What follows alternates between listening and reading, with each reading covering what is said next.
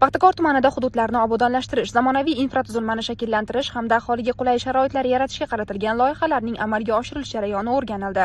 Unda Jizzax viloyati hokimining dasht va cho'l hududlarida sanoatni rivojlantirish, investitsiya va savdo masalalari bo'yicha o'rinbosari Bekzod Egamov, viloyat hokimi matbuot kotibi Akmal Binakulov hamda Paxtakor tumani hokimi Husan Abduvohidov ishtirok etdi.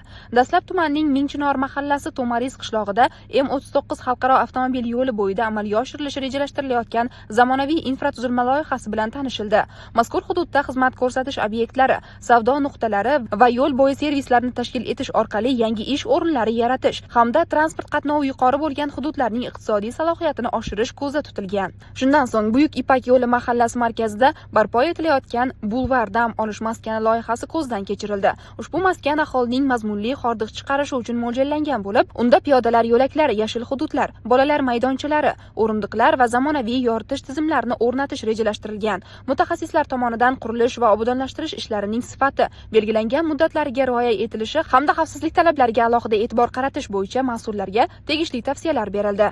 Shuningdek, hududda amalga oshirilayotgan tashabbuslarni driver infratuzilma loyihalari dasturiga kiritish masalalari ham ko'rib chiqildi. Ushbu dastur doirasida tumanning iqtisodiy va ijtimoiy infratuzilmasini yanada rivojlantirish, investitsiya loyihalarini qo'llab-quvvatlash va yangi imkoniyatlarni yaratish rejalashtirilgan. Ishchi guruh Janubiy Mirzacho'l kanali ustida barpo etilayotgan sohil bo'yi dam olish maskani qurilish jarayoni bilan ham tanishdi.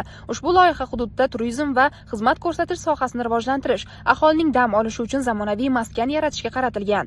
Ta'kidlanganidek, Paxtakor tumanida infratuzilmani rivojlantirishga qaratilgan bunday loyihalar hududning investitsiyaviy jozibadorligini oshirish, yangi ish o'rinlarini yaratish va aholi farovonligini yuksaltirishda muhim omil bo'lib xizmat qiladi.